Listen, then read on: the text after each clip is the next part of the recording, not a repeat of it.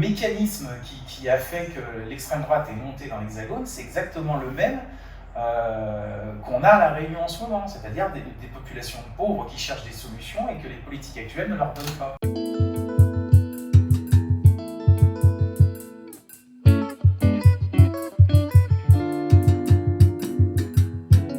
Bonjour Loïc, donc à Parallèle Sud, on a décidé de s'intéresser au problème de l'extrême droite à La Réunion.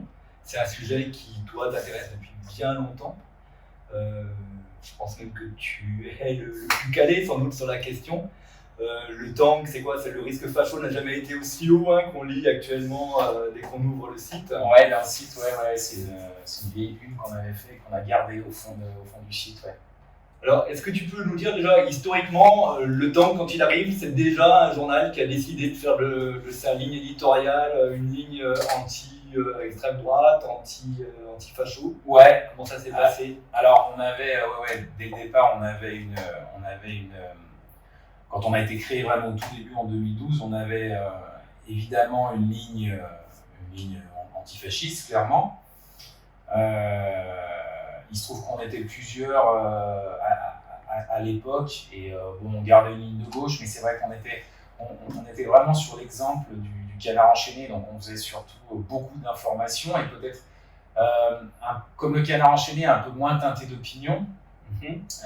Quand moi j'ai repris vraiment en 2019 que j'ai vraiment recommencé le Tang, on a gardé ce fond-là avec les collègues qui l'avaient créé déjà à la base. On a gardé ce fond-là d'information, d'information, c'est-à-dire indépendante, donc c'est-à-dire non partisane, pas affiliée à un parti. Mais c'est vrai que, et surtout avec avec la montée de l'extrême droite dans les urnes à La Réunion, et aussi il y a eu l'épisode du Covid, dont on parlera sûrement après, il y avait aussi le sentiment d'une montée d'une idéologie facho à La Réunion, sur laquelle j'ai décidé, mais en accord avec les fondateurs du Tang, d'appuyer, parce que le risque est de plus en plus grand, et il se traduit dans les urnes en plus maintenant. C'est ça, La Réunion, longtemps, elle a été considérée comme le département qui faisait presque honneur à la France. En 2002, c'était le département qui votait le moins pour Jean-Marie Le Pen. À un moment donné, ça bascule. Vous, autant que vous l'avez senti venir, la bascule, vous l'avez vu apparaître, là tu citais le Covid, mais bien avant, là on parle peut-être des résultats des européennes, où Bardella était déjà en tête en 2017, quelque chose comme ça. En fait, ce qu'il y a, c'est que on part du principe, c'est que dans beaucoup de domaines, et ça, je pense que n'importe qui peut le constater, dans beaucoup de domaines, mais que ce soit l'économie, que ce soit la politique, que ce soit bien plein de choses, La Réunion a une inertie de, en gros, une dizaine d'années par rapport à ce qui se passe dans l'Hexagone. Et que quand c'est arrivé, quand il y a eu le coup de tonnerre de Le Pen en 2002, on pouvait peut-être prévoir que ça arriverait 10 ans plus tard à La Réunion. Donc, l'idée, et c'est... Alors, on a peut-être eu plus de 10 ans de retard, mais l'idée, c'est que partant de ce principe-là, au Tang, on s'est dit, parce que nous, on se lance vraiment le Tang tel qu'il est aujourd'hui, ça date de 2018-2019, les résultats ne sont pas encore tout à fait concrets dans les urnes de la montée de l'extrême droite. Donc on se dit, on a un petit peu d'avance parce qu'on sait comment ça s'est passé dans l'Hexagone, donc on va commencer à faire de la veille tout de suite pour éviter que ça monte. Seulement, on était un petit peu tout seul, et que finalement, ça a monté quand même. Mais est-ce qu'on l'avait senti? Non. Est-ce qu'on l'avait prévu? Oui. La Réunion, on disait qu'elle ne serait jamais facho parce que c'est une terre multiculturelle où ce qui caractérisait le Front National pendant les années, c'était le racisme ambiant en France. Et comment aujourd'hui une terre multiculturelle, c'est ce que disaient les gens de la Ligue des droits de l'homme l'autre jour, dans notre ADN, on ne peut pas être de l'extrême droite, réussit à véhiculer des idées d'extrême droite. Comment une idée d'extrême droite rentre dans la société? Comment elle se ferait son chemin? Eh bien, déjà une des erreurs, moi je pense, et sur lesquelles, alors on est un journal aussi satirique, donc sur lesquelles on a appuyé, c'est que pendant longtemps, on s'est cru beaucoup plus intelligent que les autres, parce qu'on avait ce mot valise, vivre ensemble. Donc, non, ça ne peut pas nous arriver. Il s'avère que si. Il y a un problème de pauvreté, de manque d'éducation aussi, c'est-à-dire que les gens ne sont pas forcément informés sur le risque de l'extrême droite, sur qu'est-ce que c'est aujourd'hui que de voter Front National. Et donc, à la base, les gens qui votent Front National et qui y croient, ça prospère. L'extrême droite a toujours prospéré dans des crises, toujours. Bien sûr. À La Réunion, on est un des départements, or Mayotte, mais un des départements les plus pauvres de France. Donc, le terreau, déjà, il est là. C'est que les gens sont pauvres et ils ne voient pas, ils essaient de trouver des raisons à leurs problèmes. L'extrême droite leur trouve des réponses à ça qui sont clairement pas les bonnes, mais il leur donne du grain à moudre. Et surtout, les politiques qui sont en place, eux, n'ont pas répondu au problème. C'est ça. Donc, je veux dire, il n'y avait aucune raison de penser qu'à La Réunion, on était plus malin que dans l'Hexagone. Le mécanisme qui a fait que l'extrême droite est montée dans l'Hexagone, c'est exactement le même qu'on a à La Réunion en ce moment, c'est-à-dire des populations pauvres qui cherchent des solutions et que les politiques actuelles ne leur donnent pas. Dans les années 60-70, la population était pauvre. Et c'est ce qu'explique Philippe Famingue, c'est qu'on était dans une période de développement. Voilà. On pouvait se dire, on est pauvre, mais ça se développe. Il y a un moment donné où le développement s'arrête et on ne trouve pas d'autres réponses. Il y avait la promesse des lendemains qui chantent.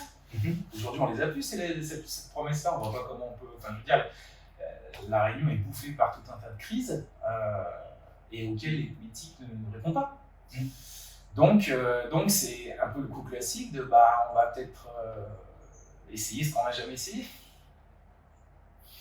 Après, c'est vrai qu'il y a cette idée de se dire, mais nous, La Réunion, à la base, c'est une île qui s'est mélangée. Mais déjà, il ne faut pas oublier, elle s'est mélangée à quel prix, quoi. C'est pas des gens qui ont choisi un jour de débarquer à La Réunion et de se dire on va bien rigoler tous ensemble, les noirs, les blancs, les jaunes. C'est pas du tout comme ça que ça s'est passé. Donc déjà, il y a eu une hiérarchisation des origines dès le début, dès la création de La Réunion. Donc, de dire on est le vivre ensemble, historiquement, pas forcément. Et après, oui, on pourrait se dire, mais les gens, ils voient quand même que ça n'a pas trop mal marché et tout. Oui, mais après, il se met en place des mécanismes. Enfin, aujourd'hui, on parle de la xénophobie qui va être tournée contre Mahorais et Comoriens. Si on parle à des Réunionnais qui sont là depuis très longtemps, qui ont grandi ici et qui ont un peu d'âge, dans les années 80, nous, c'était les Malgaches. Après, c'est des processus qui sont tout à fait étudiés. C'est qu'on va avoir de la xénophobie pour le dernier arrivé. Mais comme dans l'Hexagone, où quand on relit ce qui s'écrivait sur les Italiens au début du XXe siècle, les Italiens, tac, après il y a eu les Maghrébins, maintenant c'est les Maghrébins, et puis c'est insoluble. Ça devient un peu, ça s'arrange en général quand la population arrive à s'en sortir économiquement, au niveau culturel, au niveau... voilà. Là, tu dresses un premier critère qui définit l'extrême droite par la xénophobie. En fait, la grosse difficulté que j'ai dans cette mission, c'est de définir l'extrême droite. Au-delà de la xénophobie, qu'est-ce qui peut définir l'extrême droite? Alors, il y a la notion du refus du refus de la modernité. On a un exemple tout à fait précis. On l'a vu avec la statue Maïla Bourdonnais, avec cette discussion de dire il ne faut pas virer la statue parce que c'est le passé, etc. C'est pas un argument, c'est le passé en fait. On peut aussi réfléchir à la manière dont la société a évolué. Voilà. Donc ce refus de la modernité, c'est en général de dire c'était mieux avant. Voilà. le programme d'Éric Zemmour ne tourne que là-dessus. C'était mieux avant. Bon, c'est archi faux. Je pense que si on se pose 5 minutes, qu'on demande à un Réunionnais est-ce que franchement tu préfères vivre dans les années 70 ? Ben non, bien sûr que non. Enfin, je veux dire, on a gagné peut-être, je sais pas, 20 ans en espérance de vie. Enfin, voilà, donc c'était mieux avant, ça c'est pour moi un des marqueurs qui est assez important. Après, il y a sur la Bourdonnais, tu avais clairement relevé les opposants au déplacement ou au déboulonnage de la statue, selon le terme qu'on veut utiliser, c'était de l'extrême droite. Alors, pas que, mais il se trouve que l'extrême droite était contre le déplacement de cette statue. C'est toujours pareil en fait, c'est que ça va pas être leur précaré, par contre sur certains sujets on va toujours les retrouver. C'est systématique. Et cette extrême droite-là, justement, est-ce que c'était pas l'extrême droite, là je réfléchis en même temps que tu me le dis, d'origine de la Réunion? L'extrême droite qui faisait les 1-2% depuis toujours de Jean-Marie Le Pen? Si, sûrement, mais avant elle était contenue par d'autres partis. C'est-à-dire que avant, je pense, et c'est encore un petit peu le cas aujourd'hui, c'est que les gens ne votaient pas forcément par proximité idéologique, mais peut-être parce qu'ils aimaient bien le personnage, parce qu'il y avait la promesse d'une embauche quelque part aussi. La réflexion idéologique, est-ce que vraiment, quand le PCR à La Réunion faisait des scores énormes, est-ce que c'est parce que toute La Réunion espérait le grand soir? Je suis pas sûr, je pense. Alors peut-être qu'en effet, il y avait une proximité idéologique, ça certainement, mais il y avait aussi sûrement d'autres facteurs qui rentraient en compte. Les fiefs étaient faits, voilà. On pouvait être plus facilement embauché au port, ça aurait été communiqué. Voilà. Aujourd'hui, je pense qu'il y a la possibilité d'exprimer ses idées, etc. Et qu'on se rend compte que, bah tiens, finalement, je suis d'accord avec ce qu'il a dit, et puis comme les autres ne me proposent rien, bah finalement, voilà. On prend par exemple, à La Réunion, ça a 10 ans maintenant, quand il y a eu le moment du mariage pour tous. Oui. On sait, par exemple, que même la gauche réunionnaise n'était pas favorable au mariage pour tous. Les Bretons avaient été contre, Huguette Bello s'était abstenu, si je me souviens bien. Par contre, l'extrême droite était pour. Donc, ça ne veut pas dire qu'ils sont ensemble, ça veut dire que sur certains sujets, certains marqueurs très précis, on retrouvera toujours l'extrême droite. Voilà. Et c'est sur des avancées qui vont. C'est vraiment sur des avancées, là pour le coup, c'est criant, c'est sur des avancées de type sociétal, quoi. Voilà, le mariage pour tous. L'IVG, la peine de mort. L'IVG, la peine de mort, tout ça. Voilà, il y a d'autres gens qui vont être pour, mais l'extrême droite, on va les retrouver à tous les couleurs. Ça ne suffit pas de dire de toi que tu seras d'extrême droite parce que tu prôneras la limitation de l'IVG. Exactement. L'extrême droite y est obligatoirement. À tous les coups. Et quand on va. Après, il y a un pattern qu'on va retrouver, ça va être. Donc, on va être contre le mariage pour tous. Et puis, ils ne vont pas forcément être en première ligne sur les luttes d'égalité homme-femme, par exemple. On va les retrouver à être contre la statue La Bourdonnais. Et puis on va les retrouver aussi à dire ouais, la lutte écologique, franchement, ça saoule, quoi.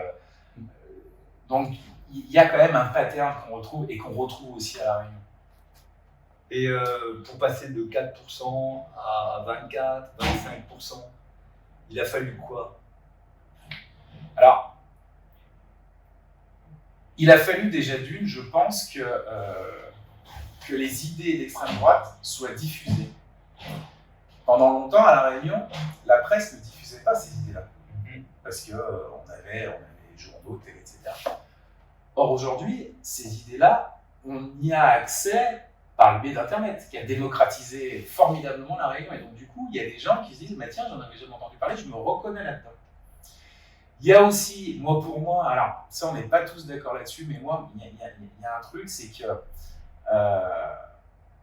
les partis d'extrême droite à La Réunion sont plutôt pas mal en train de se restructurer et qu'on a un maire de la Plaine des Palmistes qui vient du RN et que mine de rien, il y a des gens qui labourent un petit peu le terrain, qui sont un petit peu connus, qui ont émergé pendant les Gilets jaunes, qu'on a revus pendant les manifs anti-vax, etc. et qui étaient connus du coup. Et donc là, les gens, à la base, à La Réunion, on a d'abord vu monter le RN puisqu'on parle du RN surtout en Oui. politique, hein. On a d'abord vu monter le RN dans les élections nationales, mais il n'y avait jamais de répercussions localement. Seulement, localement, maintenant, c'est des figures que les Réunionnais connaissent. Parce qu'ils ont, je pense, fait un bon travail de terrain. Et donc, du coup, ils votent aussi pour des personnes maintenant. Alors ça, j'ai du mal à le reconnaître parce que j'ai toujours connu le Rassemblement national qui changeait de gouvernance, de direction. Et oui, Et je ne suis pas sûr que ceux qui ont fait les bons scores qu'ils ont fait en 2022 seront encore là la prochaine fois. Toi, tu penses que ça se structure vraiment? moi je pense parce que déjà d'une, la prochaine fois, dans les élections, on aura du Poudroux, on aura du Morel. Ils sont des gens qui sont identifiés. Ouais. On a un Payette, Johnny Payette, qui maintenant est clairement identifié aussi. On a des gens dont on parle beaucoup moins, alors je ne les ai pas en tête, mais on a quand même quelques conseillers régionaux qui ont donné leur parrainage à Marine Le Pen en 2022 pour la présidentielle. Ouais. Donc, tout ça, c'est des gens qui sont identifiés dans leur petit fief. Alors, quand on parle de Johnny Payette, le fief, c'est la plaine des Palmiers, il y en a, mais au moins dans des quartiers. Dans des quartiers qui ont donné leur parrainage à Le Pen en 2022. Ces gens-là, au moins dans leur quartier, ils sont identifiés. Et puis, ça va faire tache d'huile.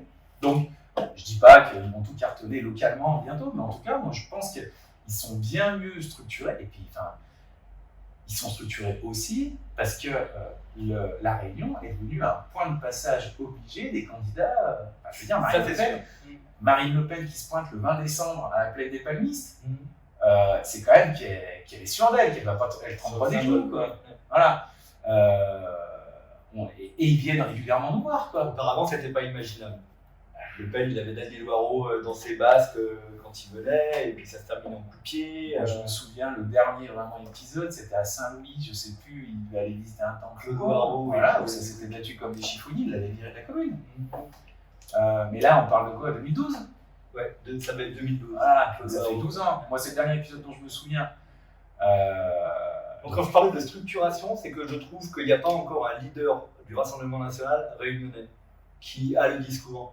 J'ai toujours l'impression que c'est un coordinateur de France qui débarque et qui va dire voilà quelle sera la position de la Réunion pour. Mais c'est peut-être l'étape suivante. Hein. Bah, qu'est-ce qu'il nous dit déjà d'une qu'il n'y a pas un ancien ou un élu de premier plan qui va pas y aller? Moi, je pense qu'en effet, un mec comme Johnny Payette, je pense pas qu'il a un fond idéologique vraiment solide, comme peuvent l'avoir je sais pas, les leaders du Rassemblement national dans l'Hexagone. Par contre, vu que les idées elles ont déjà diffusé au sein de la Réunion, il a juste à surfer dessus. C'est-à-dire voilà ce que vous pensez, traduisez-le, on pense ça. Donc, est-ce qu'il y a forcément, mais même de manière générale après, bon, c'est encore d'autres discussions, mais même de manière générale à la Réunion, est-ce que vraiment il y a un leader politique avec un gros fond idéologique aujourd'hui?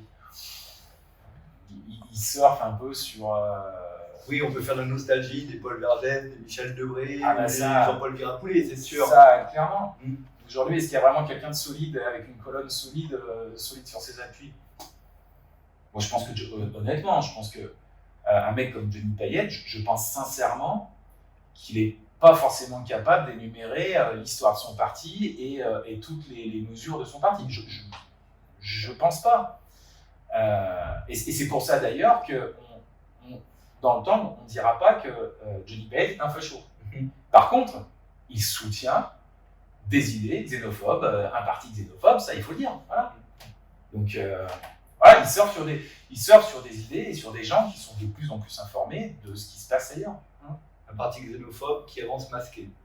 C'est aussi pour ça que beaucoup de gens votent Marine Le Pen, parce qu'ils vont nous dire ils sont plus racistes, soyez rationnels, écoutez ces dernières déclarations, elles ne l'est plus. Là, ce week-end, Bardella, je veux dire, il faut se rendre compte, Bardella il fait un meeting, je ne sais plus où, il y avait 5 ou 6 néo-nazis qui étaient dans le truc, reconnus tels que néo-nazis, puisqu'ils avaient les tatouages qu'on reconnaît et tout. Donc, moi je ne dis pas que Johnny Payette c'est un nazi, je dis qu'il soutient un parti où il y a des nazis, des néo-nazis. Voilà. Et Johnny Payette, alors lui c'est l'iceberg parce qu'il est élu à la plaine des Palmistes et rappelons-le à la région. Il siège dans une majorité, enfin non, pas dans une majorité, mais dans une opposition. Il a même permis à la majorité d'avoir un jour la majorité. Exactement. Et avec des élus à côté de lui. Alors Morel maintenant, il est sorti du bois. Ok. Mais moi, par exemple, on va dire allez non, un mec comme Vergos qui, je pense, fondamentalement, est antiraciste. Moi, C'est la seule commune où Marine Le Pen n'est pas arrivée en tête chez lui. non mais je pense que ce mec-là, il a eu des paroles par le passé. Ce mec-là, je pense que vraiment, alors on peut être d'accord avec lui politiquement, c'est pas la question, mais je pense qu'il a un vrai fond, lui, pour le coup, de lutte contre le Rassemblement National ou l'extrême droite en général. Ben, il siège à côté de Johnny Payette. Est-ce qu'il y a un moment, il a dit non, mais j'arrête, je sors de là, je fais pas ça. Il a Morel aussi maintenant à côté de lui qui est sorti du bois. Si, ils ont coupé le groupe en deux justement. Ouais, Je crois. Hein. d'accord. Mais bon, Mais est-ce qu'il a pris la parole en disant non, moi ça, j'y touche pas? Est-ce qu'il y a un cordon sanitaire? c'est sans doute le grand reproche qu'on peut faire, et pas seulement à ceux qui siègent à côté, parce que je crois que Vergos a pris cette distance à cause de ça. Hein. Très bien. Il ne peut plus être comme ça. Bravo à lui. Mais c'est plus généralement le reproche qu'on peut faire aux élus réunionnais, c'est de ne pas s'opposer aux idées du Front National, du Rassemblement National, de les laisser s'écouler et de surfer dessus. Voilà. Non seulement on ne s'oppose pas, mais surtout on les reprend. Je reste estomaqué devant l'apathie de la gauche réunionnaise face à Jean-Yves Raton. Je ne comprends pas. On a face à nous un député qui est le seul député LFI, à ma connaissance, mais je ne crois pas me tromper, qui est le seul député LFI qui n'a pas appelé à voter contre Marine Le Pen au deuxième tour de la présidentielle 2022. Mélenchon, dimanche soir de 2022, du premier tour, il dit clairement, il le répète, l'image est connue, aucune voix à Marine Le Pen, il le répète. Ici, on a donc un député LFI, Jean-Yves Matenon, qui dit, tout de suite après le discours de Mélenchon, je vais réfléchir pour vous donner ma position, 1 ou 2 jours plus tard, qui dit, écoutez, les électeurs sont des grands, je ne donne pas de consigne de vote. Alors, il a le droit, mais déjà d'une, il est contre son parti dans ce cas. C'est-à-dire qu'il fait un signe égal entre Macron et Marine Le Pen. Voilà. Une semaine plus tard, donc on connaît le résultat du deuxième tour. 2 semaines plus tard, ou une semaine plus tard, il commence sa campagne des législatives. Il l'a fait avec qui sa campagne? Avec Johnny Payette, maire de la Plaine des Palmistes. Il passe, mais on avait calculé. L'élu de sa circo avec qui il passe le plus de temps, c'est Johnny Payette. Et pas seulement, il l'invite à son dernier meeting de campagne, qui est quand même en général un moment fort dans la campagne. Il l'invite, c'est-à-dire qu'on a un député LFI qui travaille à sa réélection, main dans la main, avec un maire Front National. Alors son argument, je pense, c'est la fin justifie les moyens. Si je ne fais pas ça, je ne suis pas élu. Et en 2017, si il ne va pas caresser dans le sens du poil ceux qui appellent les fâchés pour ne pas les appeler les fachos, Ouais. il n'est pas élu. Ça se joue à quelques voix près. Sauf que, ouais, mais en plus, le fond de l'histoire, il est peut-être là. Sauf que LFI et la gauche en général, c'est aussi construit en lutte contre l'extrême droite. C'est-à-dire qu'il y a des lignes à ne pas dépasser. Je veux dire, nous, on a fait cette comparaison, mais c'est comme si on avait François Ruffin qui avait fait, à l'échelle nationale, c'est comme si François Ruffin avait fait campagne avec Jordan Bardella. Au niveau local, c'est exactement ça. Est-ce qu'on l'imagine 2 secondes? Et surtout, c'est qu'on a donc cette stratégie électorale au moment des législatives qui, après, et on le voit récemment, se traduit dans les idées. C'est-à-dire, nous on en a parlé il y a 2-3 semaines, quand il écrit au préfet qui demande l'interdiction des transferts de prisonniers mahorais à La Réunion, c'est juste la Constitution qui l'interdit. Parce qu'on n'a pas le droit d'interdire le voyage des gens d'un département à l'autre. C'est interdit quand il demande de ne plus que les enfants mahorais ne soient plus transférés à La Réunion, ne puissent plus voyager à La Réunion. Mais enfin, là, on est contre l'état de droit, c'est juste inconstitutionnel, c'est fou. Bien sûr, c'est ça le plus grave. Mais qu'il ait entretenu la confusion, c'est déjà pas cool. Mais oui. Mais qu'en plus, quand dans son action de député, il peut passer à des actes. Alors, je ne sais pas s'il a déjà voté des textes qu'on pourrait qualifier de fachos. Bon, je pense pas parce qu'il a LFI là-haut qui doit lui serrer la vie. J'imagine, je sais pas. Voilà. Mais après, oui, il y a une. il y a une apathie de LFI au niveau national par rapport aux actes locaux de Jean-Yves Raton, mais il y a aussi une apathie de la classe politique locale. Moi, je ne peux pas croire, encore une fois, je peux me tromper, mais je ne peux pas croire que des Huguet de Bello, des Erika Barrege ne soient pas choqués de ce qu'ils racontent, et de ces actes, mais aussi de ce qu'ils racontent. Je ne peux pas le croire. On connaît les historiques de ces gens-là, donc qu'on va pas, pour l'instant, enfin pour ma part, suspecter de basculer à l'extrême droite. Ah non, c'est vrai que non, c'est pour ça que Bello, elle était contre le déplacement de la statue de la Bourmanel que tu as cité. Ouais. Erika Barrege a fait une petite sortie pour dire les Sri Lankais, il faudrait peut-être les limiter. Ouais. C'est pour ça, il y a une confusion là. Enfin, on est vraiment dans ce qu'on appelle les confus. C'est-à-dire que c'est voilà, en fait, cette apathie-là de la gauche, mais aussi de la droite, et de la droite républicaine, il y a des gens de droite, on parle de la gauche, mais des gens de droite aussi qui pourraient s'insurger contre certains propos. La question, en fait, et ça, pour le coup, j'arrive pas à avoir une réponse, c'est est-ce que ces gens-là vont avoir des discours anti-Sri Lankais, anti-comoriens, anti-maorais, etc. Est-ce que ces gens-là le font par calcul politique ou est-ce que ils ont un fond idéologique xénophobe? Moi, j'ai pas la réponse. Et alors, ce qu'on me dit, c'est que oui, il y a des élus qui sont fondamentalement xénophobes. Fondamentalement. Ouais, qui ont régulièrement des propos contre les Mahorais. Alors, c'est des on-dit, donc je ne vais pas donner de mots, et puis de toute façon, voilà. Mais moi, j'essaie de savoir pourquoi il n'y a pas une figure antiraciste et progressiste qui s'élève justement contre tout ça. Alors, il y a du calcul politique, mais il y a aussi, apparemment, peut-être, des élus qui sont fondamentalement xénophobes, voilà, qui le sont au plus profond de leur être, quoi. Ça, je sais pas. Voilà, et c'est pas de la flatterie, mais reconnaissons autant d'être la sentinelle. Parce que je sais pas où ailleurs on va pouvoir lire régulièrement, 1 ou 2 fois par semaine, top là, ce qui s'est passé là, c'est un signe de dérapage. Voilà, mais en fait, ce qu'il y a, c'est ça, c'est qu'on essaie de faire de la veille parce que, à force de suivre l'actualité de l'extrême droite aussi en France, les signaux, on les voit, on les reconnaît. Et il y a plein de petits signaux qu'on a su voir tout de suite, qu'on a su voir assez tôt dans certains événements, et qui au final se sont plutôt vérifiés, quoi. Donc, l'extrême droite, elle est dans un parti, le Rassemblement National, Reconquête aussi, qui essaie de faire des scores aussi à La Réunion.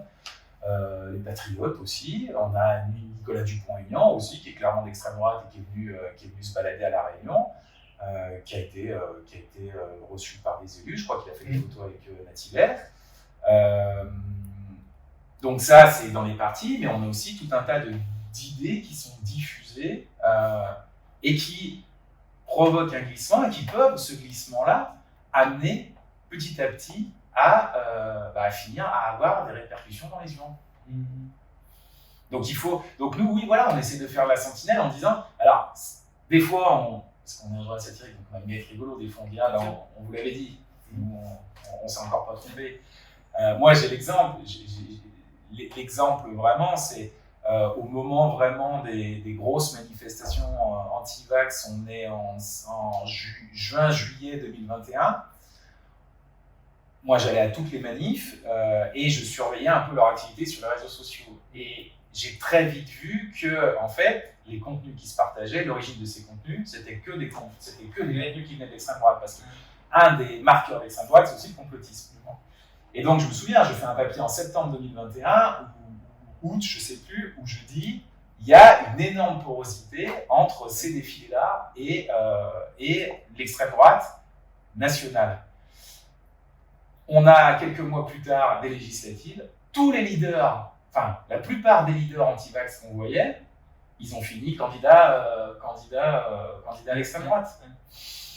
Donc voilà, encore une fois, il y a un pattern qu'on peut reconnaître avec l'habitude. Et là, encore une fois, on ne s'est pas trop trompé. Quand tu arrives à déceler les dérives d'extrême droite dans les manifestations, ça abîme toute la manifestation. Alors que c'est difficile de ne pas manifester aujourd'hui dans un pays où les gens se trouvent déclassés. C'est ce qui marque la Réunion, c'est un des territoires où il y a le plus d'inégalités en France. Tu as obligatoirement envie, si tu n'es pas complètement dans l'apathie, de changer les choses.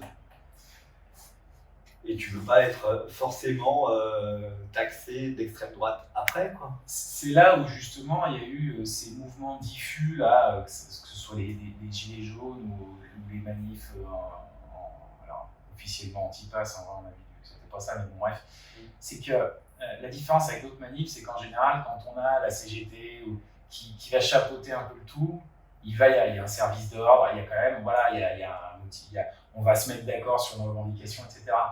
Quand on est sur des mouvements diffus, on le voit, c'est presque systématiquement récupéré par l'extrême droite. Donc, on peut choisir, et moi d'ailleurs, personnellement, c'est mon choix, mais qui se retranscrit aussi dans ce qu'on écrit dans le Tang, c'est que nous, on ne touche pas à l'extrême droite. Donc, si dans une manif, ils y sont, on n'y met pas les pieds. Quand il y a eu la manif en France, contre l'antisémitisme, où le RN se pointe, mais là, il n'y a même pas de discussion, on sort. Et on verra bien qui c'est qui défile avec. Les gilets jaunes, on a au départ, un mouvement qui se veut populaire. Bon, alors, il y avait déjà 2-3 prémices, mais on ne savait pas trop où on allait. Donc, les gilets jaunes, on a un mouvement qui se veut populaire, etc. Au départ, il y a même les groupes antifascistes en France qui étaient un petit peu dedans. Il y en avait qui commençaient à tirer la sonnette d'alarme en disant faites gaffe parce que faut jamais oublier la lutte des classes et que un ouvrier n'a pas forcément les mêmes velléités qu'un patron. Et pourtant, ils se réunissaient tous sur les mêmes bons points. Mais bon, quand rapidement l'extrême droite a mis la main sur les gilets jaunes, et ceux qui étaient solides, ils en sont sortis. Et les manifs anti-vax, je veux dire, au départ, c'est pareil. Bon, au départ, moi je l'ai vu un petit peu évoluer. Au départ, il y avait en effet des gens qui étaient clairement à gauche et qui étaient contre le pass sanitaire. Moi d'ailleurs, j'étais plutôt contre le pass sanitaire. Mais à partir du moment où il y a des philippos qui ont débarqué, qu'il y a tout un tas de frappadingues antisémites, etc., mais là, à ce moment-là, on en sort. On en sort. Et on va lutter autrement. Mais jamais avec les fachos. On n'y touche pas, on les laisse pas, on leur parle pas, voilà. Et d'ailleurs, moi, on ne débat même pas avec eux. Voilà, il faut... Tant qu'on... Moi, c'est ma position, mais parce que... Oui, c'est une position antifa. Là, c'est clair. Ah, mais c'est une position antifasciste, c'est-à-dire que ces gens-là, on ne leur parle pas. Voilà. Alors après, c'est de la censure et tout. Ouais, c'est de la censure, mais ça, c'est pas grave. C'est pas grave. Les discours qui sont, en plus, je veux dire, on censure quoi? On censure des discours illégaux. Le racisme, c'est illégal. Donc, juste, on leur laisse le terrain aussi. C'est peut-être ça. Après, c'est vrai que si le terrain est miné, peut-être vaut mieux partir, mais... Je pense qu'il y a d'autres manières, de... Enfin, on peut... Enfin, je veux dire, à partir du moment où on est face à des gens qui ont laissé tomber toute idée de raison et de fait. Moi, par exemple, l'exemple, ça c'est un article qu'on a fait la semaine dernière, en ce moment, et là, pour le coup, c'est pas que l'extrême droite, mais bon, l'extrême droite sort beaucoup dessus, de dire la Réunion est à feu et à sang. Bon, nous, les faits, ce qu'on a, et du coup, j'ai enquêté pas mal dessus, ce que je révèle, c'est que, en fait, dans les années 90, mais la Réunion était presque 2 fois plus violente qu'aujourd'hui avec moins d'habitants. Donc, les faits, c'est ça. À partir du moment où eux, ils disent, la Réunion, donc on peut discuter de quoi qu'est-ce que ça va se résumer à quoi? Non, vous avez tort, non, j'ai raison. Il n'y a pas à discuter. Donc la bataille, elle va se faire dans le travail de mieux informer, de mieux discuter, et puis peut-être à faire des luttes aussi, à faire des manifs aussi, en nommant les gens aussi, parce qu'il y a de la lutte là-dedans. Moi, je pense que on se retrouve dans une très forte solitude. C'est vrai, il y a moins de faits de délinquance dans les années 2020 que dans les années 1990. Ah oui. C'est avéré. Le Tang et le Solaltien. Ça fait un peu peur. Alors, Image Press, on a vite fait parler dans un article, et d'ailleurs, l'article était cool, mais c'est vrai que là, par exemple, quelle organisation politique à La Réunion le dit? Et en plus, Ils n'ont pas intérêt de le dire, au contraire. bah On va dire qu'il y a plus de délinquance aujourd'hui en s'appuyant sur quelques faits divers montés en épingle.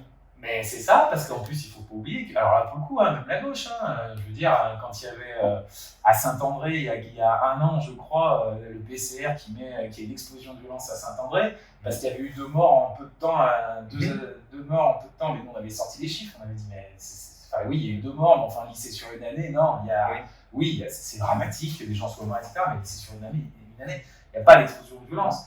Mais là, en fait, il faudrait aussi un politique qui parle de raison, qui sache raison garder, qui dit attendez, on va regarder les chiffres. Est-ce que vraiment il y a un problème mahorais? Non. Est-ce que les Sri Lankais vont Alors, putain de travail? peut-être qu'ils sont au courant de certains sondages, c'était quelqu'un bien placé qui le disait. Ça date, c'était Ibrahim Dindar qui était sur Saint-Denis. Ah oui. Quand il sort son truc sur les Mahorais où il faudrait des tests ADN pour être sûr qu'ils sont bien de la bonne famille, il gagne 15 points dans les sondages.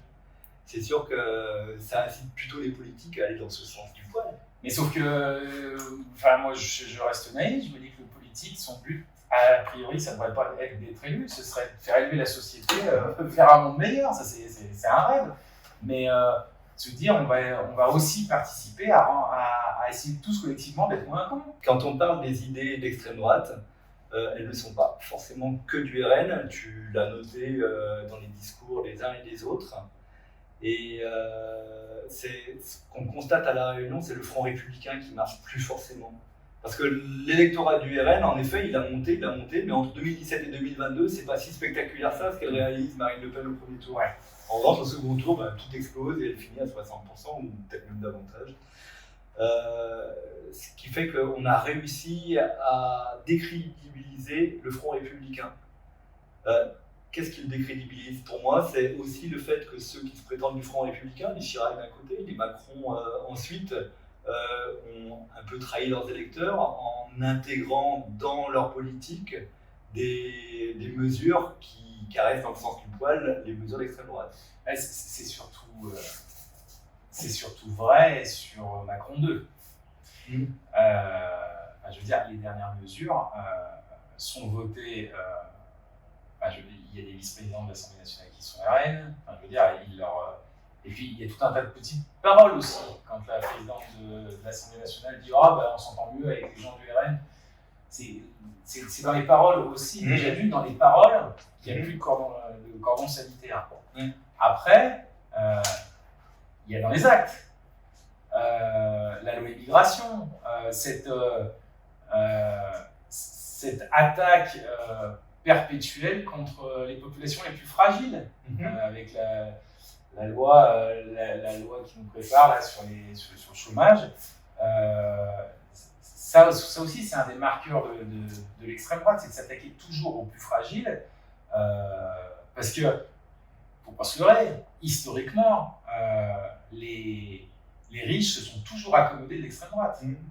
On regarde l'histoire, mais que ce soit en Allemagne ou ailleurs, je veux dire, la bourgeoisie se satisfait, n'a pas de problème avec l'arrivée de l'extrême droite, contrairement à Marine Le Pen qui nous dit oui, mais je suis pour le peuple, etc. Non, Zemmour, son programme le dit clairement, je veux réconcilier la bourgeoisie et les classes populaires, c'était son programme. En général, quand la bourgeoisie et les classes populaires se réconcilient, c'est jamais au profit des classes populaires. Donc tout ce climat qui est entretenu aujourd'hui et ces idées du gouvernement Macron, elles font plaisir globalement à l'extrême droite. Avec cette vieille rengaine que je ne comprends pas comment ils peuvent encore y croire, c'est ce qui a réussi Sarkozy en 2007, c'est-à-dire je vous pique vos idées, comme ça je vous pique vos électeurs.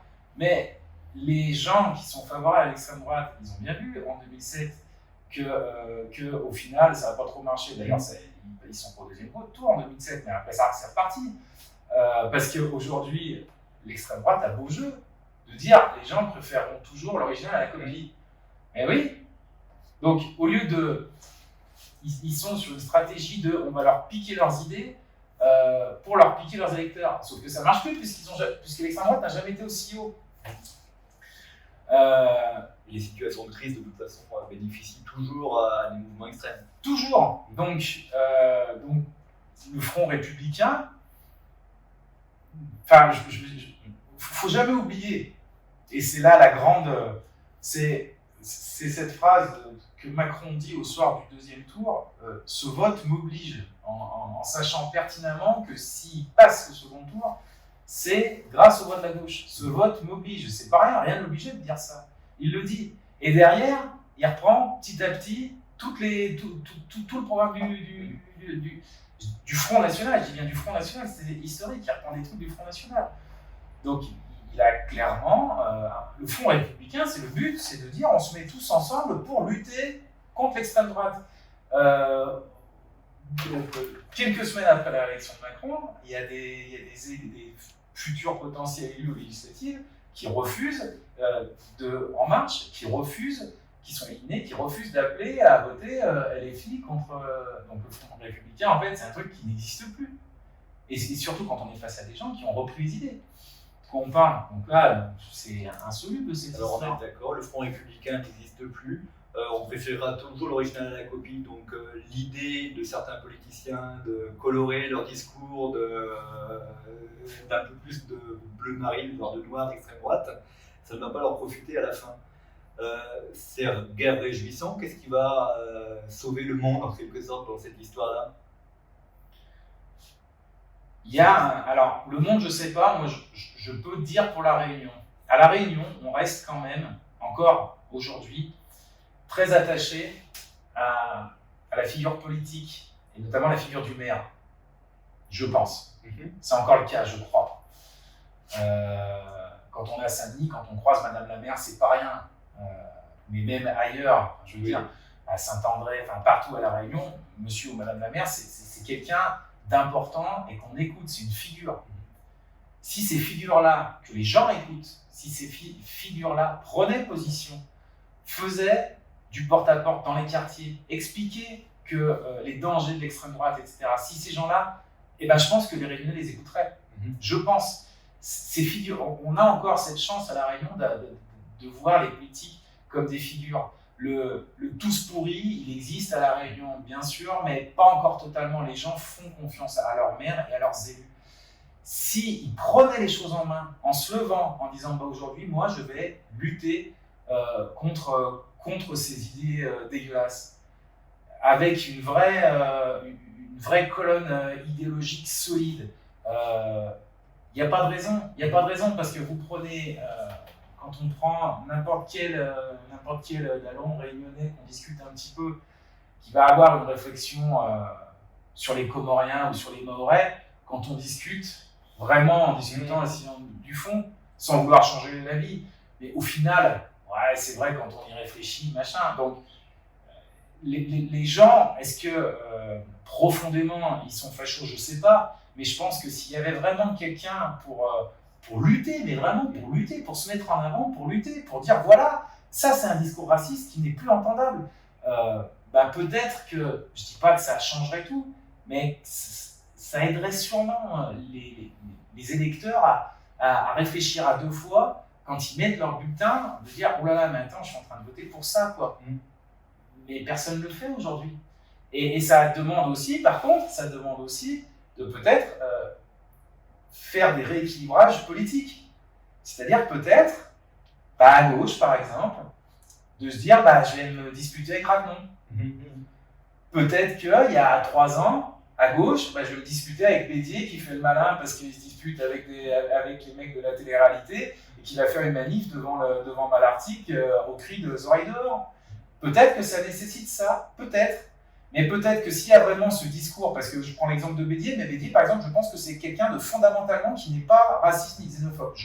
Ça, je le pense sincèrement. Après, oui, c'est un sujet sensible parce que le discours Zoraï dehors, est-ce que c'est un discours fasciste? Non, mais xénophobe dans tous les cas. Oui. Parce que tu définis quelqu'un, tu définis un bouc émissaire et par le biais de ses origines.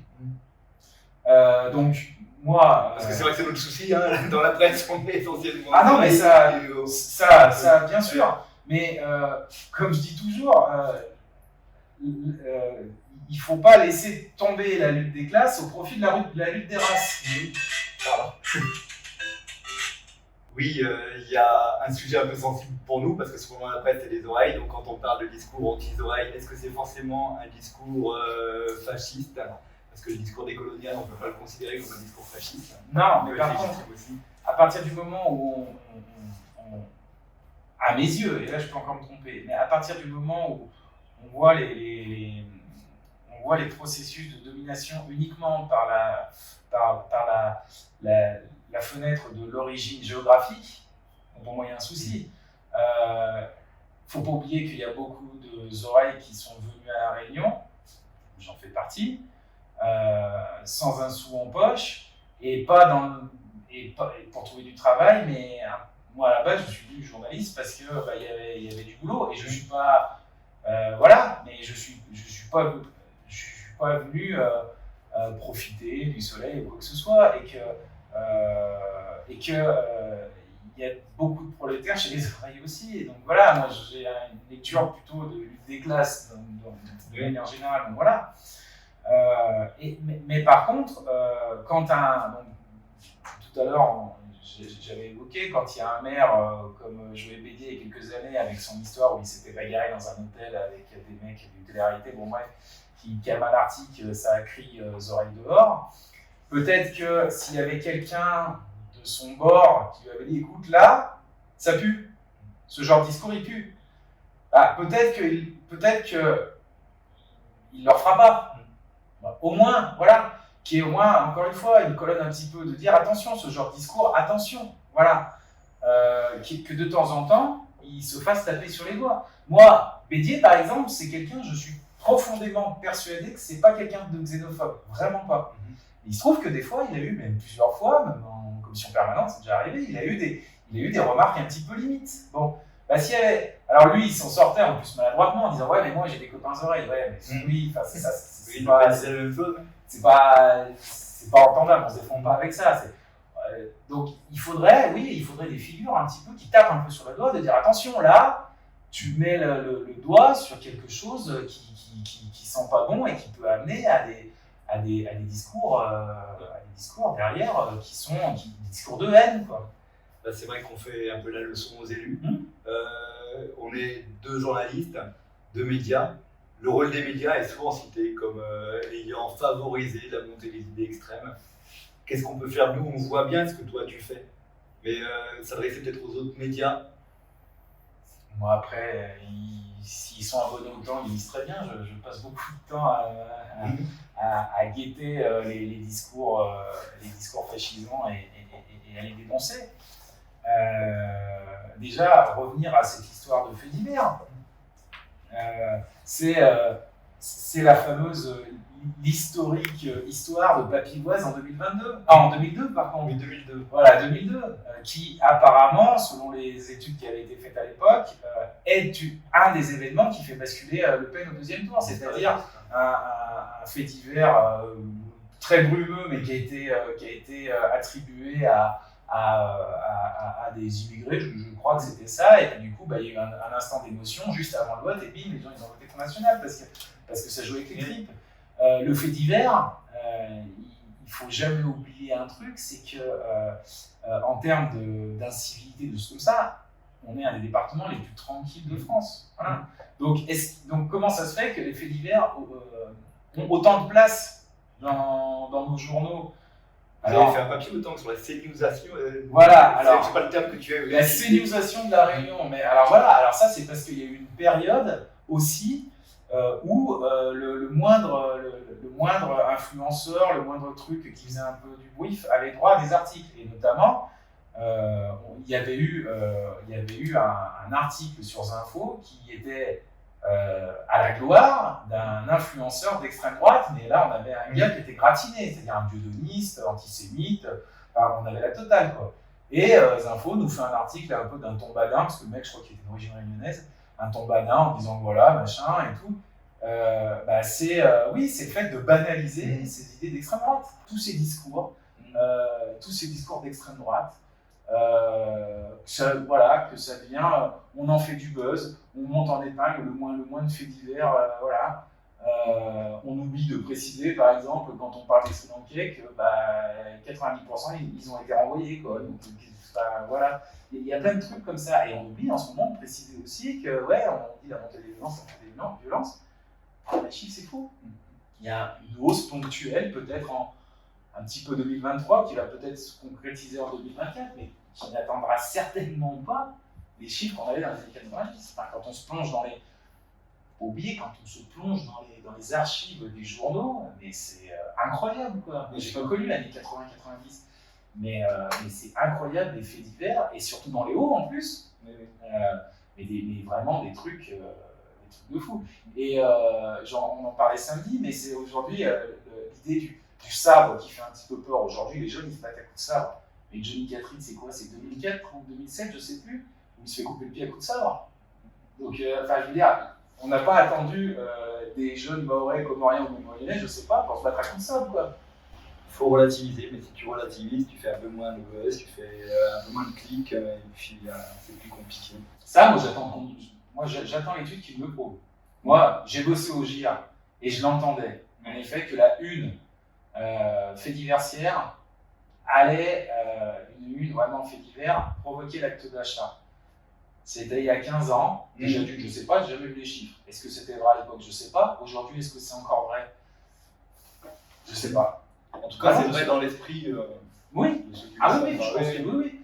Est-ce que c'est vrai? Je ne sais pas. En tout cas, les journaux font toujours énormément de faits divers. Leurs chiffres de vente sont pas énormes. Oui, voilà. Apparemment, il n'y avait pas que ça. Pour lui, il n'y avait pas que ça. Ok. Et merci Loïc. On continue. Bye bye. Ouais. Si vous avez aimé cette vidéo de Parallèle Sud, média réunionnais indépendant, partagez-la. Et si vous voulez soutenir la liberté de la presse, faites un don sur notre site parallèlesud.com. L'info est un droit, mais elle a un prix.